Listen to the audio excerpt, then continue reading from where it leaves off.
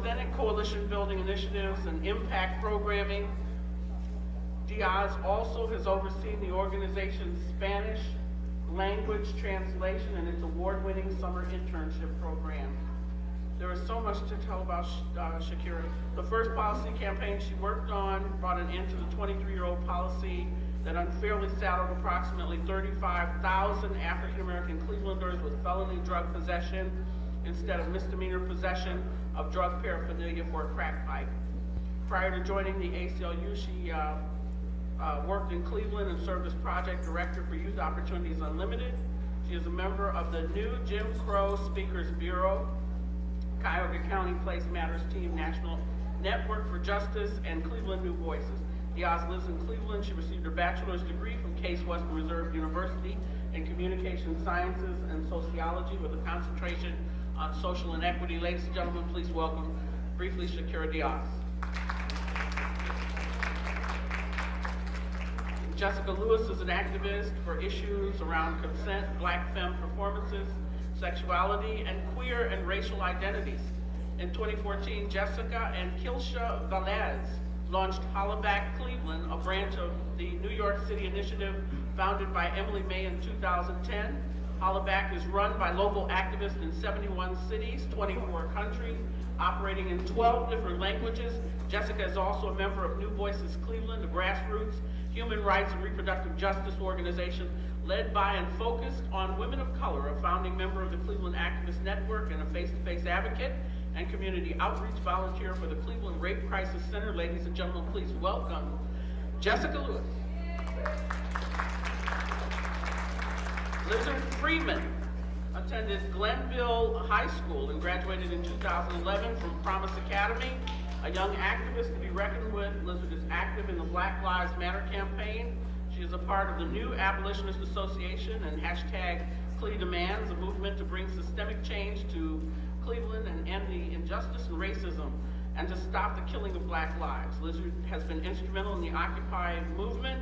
She has been active in the Homeowners Rebellion, a movement to fight against home mass foreclosures. She also works on reproductive rights. Known for her capacity to move in diverse communities, Lizard is helping to unite the movement across generational, class, color barriers. You can find her online at Twitter under the following hashtag #FistUp, fight back, hashtag fight back, hashtag Black Lives Matter, please, and stay frisky. Lizard.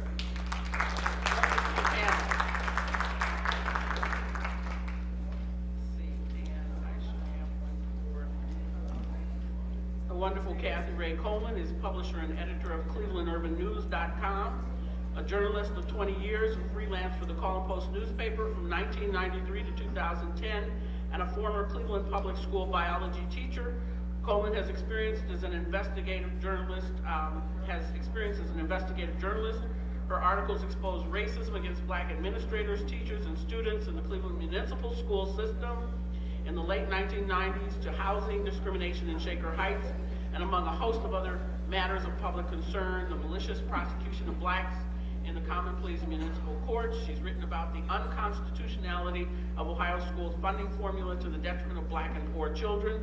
She has covered the 2008 Democratic primary and general presidential election for the Call and Post, including one-on-one interview with President Barack Obama. Coleman leads the Imperial Women, a Greater Cleveland community activist group founded around the unprecedented murders of 11 women on Imperial Avenue, on the city's predominantly black east side. The group's mission is to push for public policy changes around violence against women at the local, state, and national level, and to advocate for women, black women in particular, but across racial and ethnic lines. ClevelandUrbanNews.com is an urban news connection with national political news and news from the Cleveland, Ohio area from an urban perspective. It is owned and operated by Ray Media LLC and dedicated to the disenfranchised, including blacks, women, and the poor. Highlighted issues include articles on politics, judicial malfeasance, racism, sexism, education, and minority and grassroots empowerment. Ladies and gentlemen, I give you Kathy Ray Coleman.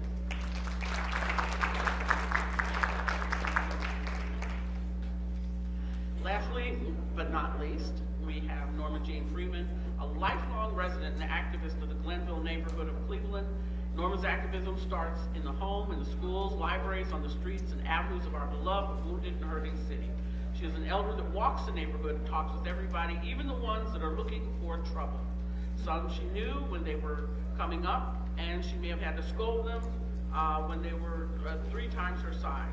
Norma has served on the steering committee of the Cleveland Metropolitan School District, attended virtually every school board meeting since 1960. She's a founding member of the Coalition for a Better Life. Norma and Don Freeman, her soulmate, were married on September 29, 1965, have 3 sons, Kevin, Bilal, and Kwame. Mrs. Freeman and her soulmate continue to co-publish and co-edit Vibration Magazine Journal, which they launched in 1968. The Freemans aren't afraid to tell the truth, but they deliver their truth with love and with power. Norma has been a keynote speaker and panelist on issues from school politics and policy to women's empowerment to racial equality, police brutality, and the school to prison pipeline. Norma is plain-spoken, common sense, endearing personality, and wisdom are a model for us all. Ladies and gentlemen, please give a warm, rousing welcome for Norma G. Freeman. That is our panel introduction, and Dr. Rhonda I've already introduced, and you need to read her bio because she is absolutely fantastic. She is our treasure. She is this city's treasure. Please give a round of applause again for Dr. Rhonda Williams.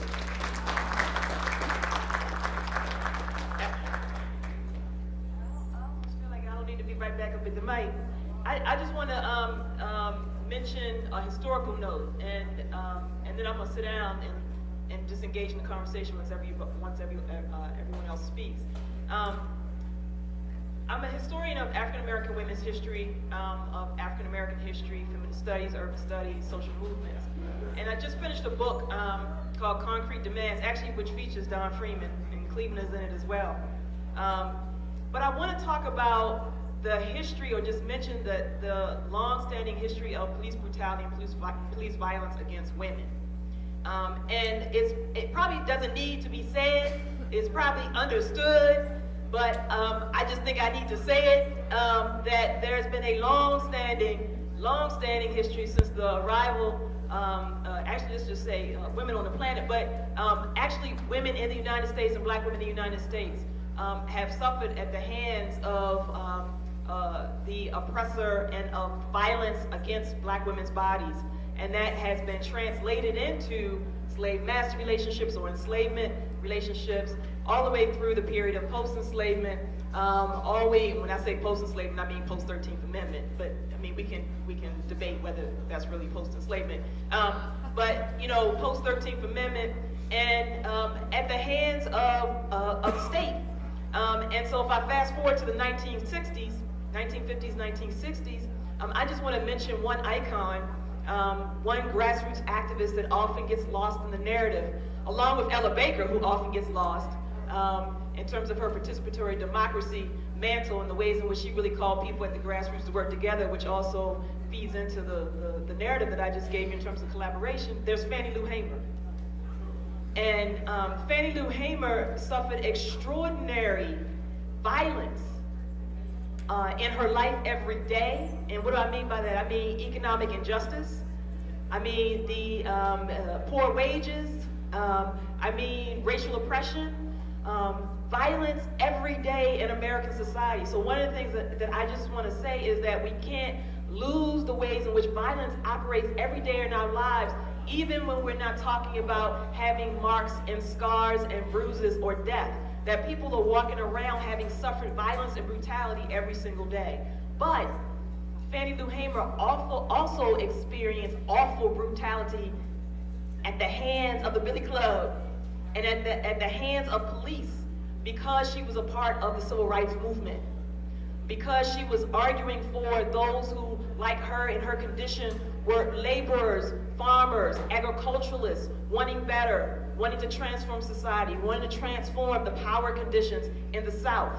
And she was arrested with numerous other women and men, and in jail she was beat, terribly so, left her scarred, left her with physical injuries that she had to deal with for the rest of her life. And so I just want to say, because I want to hear all these fabulous women, that we have to remember the history and the legacy of all of this, the repercussions that we're still fighting, that this is not new, that women can't get lost in the narrative, that we have to talk about the ways in which gender operates for black men. We can't lose black men, right? We can't lose black women.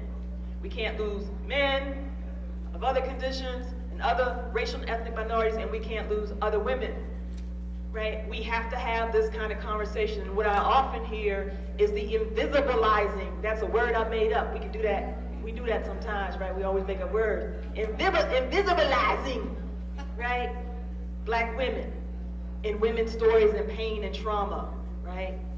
And then what that means, if they are invisible, what that means in terms of then being able to actually critique, solve, develop policies, and transform conditions if you are actually not calling it out. It's like folks saying we live in a post-racial society and we should talk about race because we all get along, and no race, you don't call race out, racism out, and actually if you don't call not just white privilege out, but white supremacy, then how are you going to attack it? It's the same with dealing with women and gender issues and black women in particular. And I want to lift up Fannie Lou Hamer for those who don't know her story. Her story is very broad. She went to the the Democratic Convention in Atlantic City, to try to get seated, the Mississippi Freedom Democratic Party. They failed because of all kinds of shenanigans and machinations that were going on behind the scenes, and they weren't seated. But this was a woman of immense power, potential, vision, promise, who stayed active for all of her life, fighting against violence against the black community, violence against women, violence against poor people, violence against those oppressed and marginalized, and against police brutality and violence too. So I just wanted to add that to the conversation. Thank you.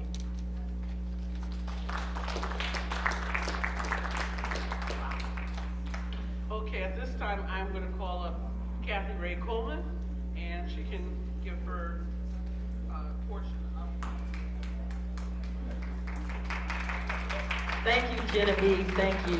Good afternoon to the community, to the grassroots community. I want to thank you for inviting me to speak.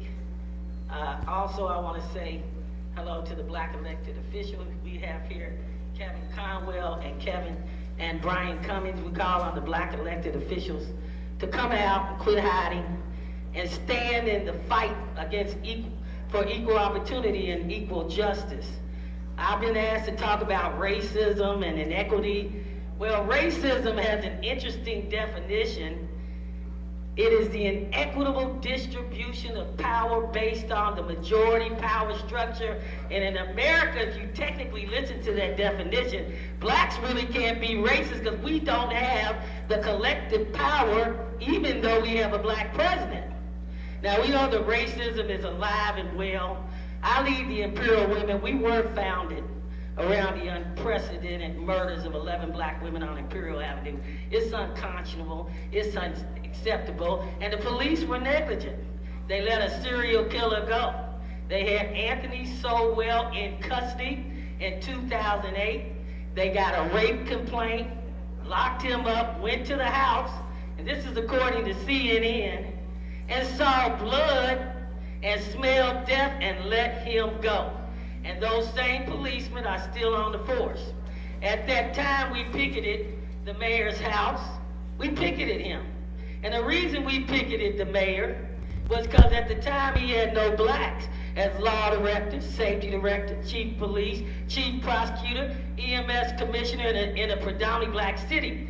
And though we support people across race, gender, socioeconomic lines, and we support them regardless of sexual orientation, it is an indictment against the black community to not have a diverse police team, and that is partly why we are in trouble now. We called for a black police chief, and we got one. And let me say to Calvin Williams, we think he's doing a good job, but we will picket him too. And we don't want him being harassed because he said, there are some bad cops, because he said there are bad and good cops. But we also call on him not to make an assessment on whether the gentleman that killed Tamir Rice and gunned him down on the west side while he had a toy gun because he was a young black boy, we don't need the police to assess whether or not he should be indicted. That's up to the grand jury. And we, the Imperial Women, call on the state legislature to change the grand jury process. It's unfair. The judges get to pick the grand jury foreman.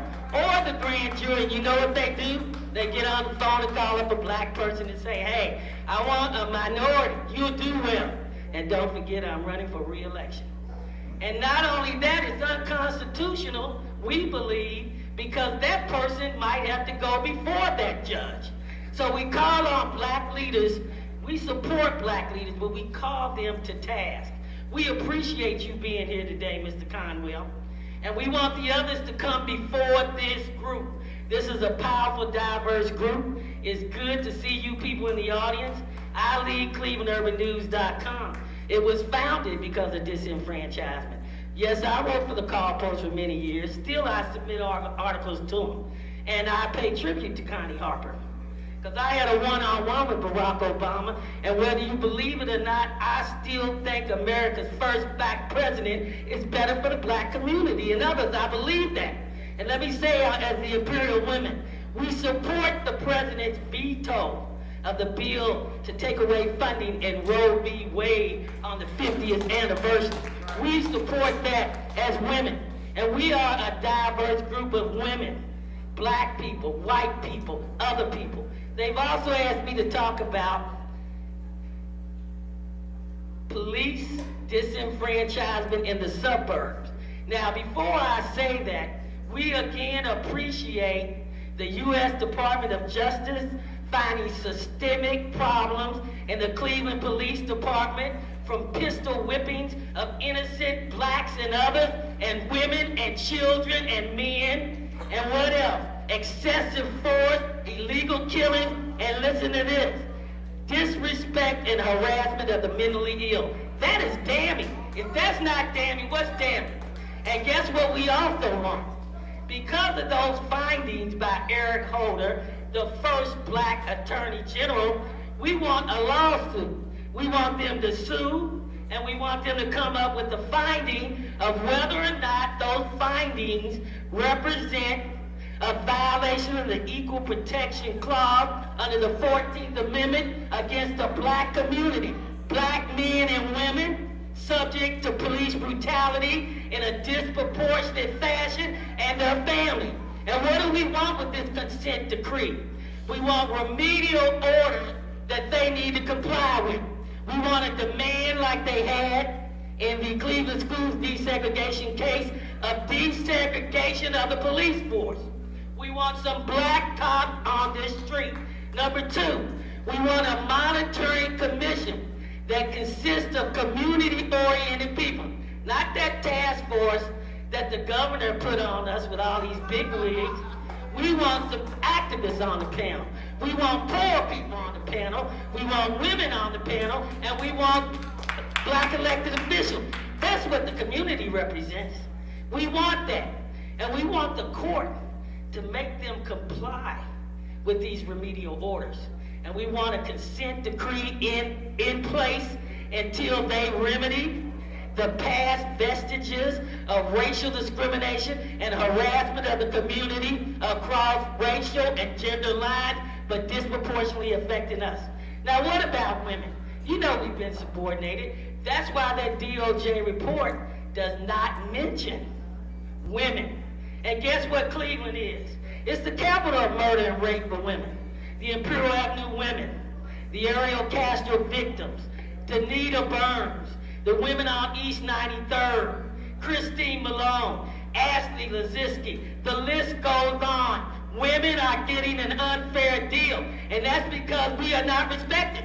Now, we call on Attorney General Eric Holder to go back to the drawing board and to tell us why the Cleveland police ignore missing persons reports, particularly when it pertains to poor people, to black people.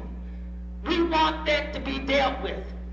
Now, I'm going to stay within my 7 minutes, but I say to you here today, we also support the Freemans and calling for an indictment of the 13 cops that gunned down 2 unarmed blacks on the night of November 29th, 2012. You did not have to chase those unarmed people to Cleveland because they weren't wanted by the law.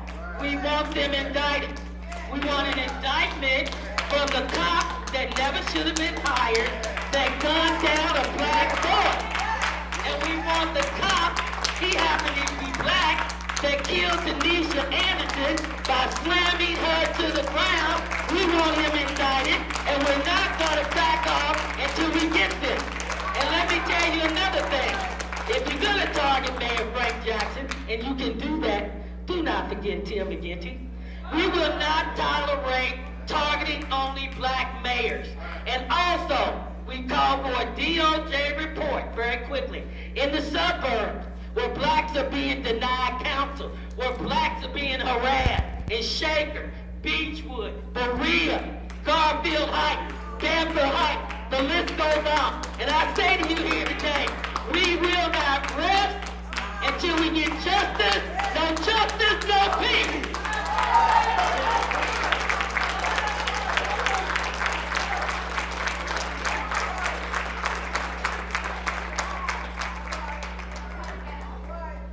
Now, which one of you are gonna tell Kathy she can't have a piece of cake for dessert?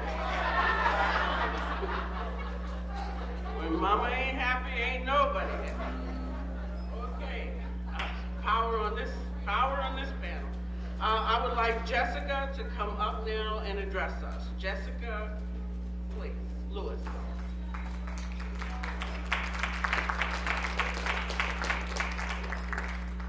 So I have to come after Kathy. I know. But it's good. It felt great. So I'm actually representing for right now my organization, Holla Back Cleveland, which is an organization to bring attention to and fight street harassment. It was founded in New York by a woman, Emily May, and we brought the chapter last year here to Cleveland. Keisha LaVillette, who is a great friend of mine, she actually came to me and we spoke. She knew that I volunteer with the Cleveland Rape Crisis Center. One of my passions is bringing attention to the violence that happens against women. Those narratives are often lost, and when we talk about minor injuries, they often escalate into something else. They create an environment where violence against women is tolerated, which escalates to the ultimate murder. And then, of course, the narrative around our murder is often either changed, shifted, or ignored completely. So let's talk about what street harassment is and why it matters to this conversation. Street harassment is any form of violence that makes you feel uncomfortable in public. This can be someone catcalling you, complimenting you excessively, ogling you. When we talk about how that relates to someone living in a black or brown body, this can include harassment by cops, being followed in a cop car, pulled over unnecessarily, being confronted, asked for excessive identification, which questions, of course, your right to be in that space. Street harassment is a constant reminder to marginalized people that you don't really own the space that you're in. You have no power. It's just a constant reminder that you do not belong. So I wanted to talk today about what stories matter, how that translates into erasure, and how it translates ultimately to violence. And I'd like to bring that to the conversation that some of us have in Cleveland around trans women of color and how they don't fit into all of the spaces that we're currently occupying as activists. So even when trans women, typically trans women of color, are murdered, they're disrespected by being misgendered in the media. Their murders are justified by the fact that they were lying about their gender, inciting fear, or causing trans panic, which is a term that activist Zoe Renee used when she describes people how they react to finding out someone is trans. When that private and very personal disclosure is made, people react with fear and with rage, and they justify any action that they take out against trans people through that trans panic. It's most often in Cleveland escalated into murder. There have been 4 trans women of color in Ohio murdered within the span of a year. I think that spans from 2013 to 2014. But I don't see their names on the banners when I march. It's a problem. So I want to talk about that today. Trans women of color are usually murdered are not mentioned in larger movements, including Black Lives Matter. And according to the 2013 National Coalition of Anti-Violence Programs report, 72% of victims of anti-LGBT homicide were transgender women, and 67% of those victims were people of color. And when those stories are ignored by the community, that violence continues. It's not addressed, it's not put on banners, and it doesn't become a hashtag. It is a problem because most of us don't know the names of the women who are being murdered in our neighborhoods, especially if those women identify as trans. So I wanted to bring a narrative that was actually just published in The Root yesterday. So Patrice Cullors, co-founder of Black Lives Matter, told The Root that the organization has been very clear, and that its efforts to defend African Americans against anti-Black violence uplifts every Black person, including transgender women. Though she says that there is room for improvement in our movement. I think a better job that the Black Lives Matter movement could do is actually uplifting the narratives of the Black trans women, she said. The way you uplift narratives is by bringing everybody to the leadership table so that Black trans women are making decisions on what statements are going out about strategy and tactics and are being paid for for their hard work and labor, and that Black trans women are in every single piece of the conversation.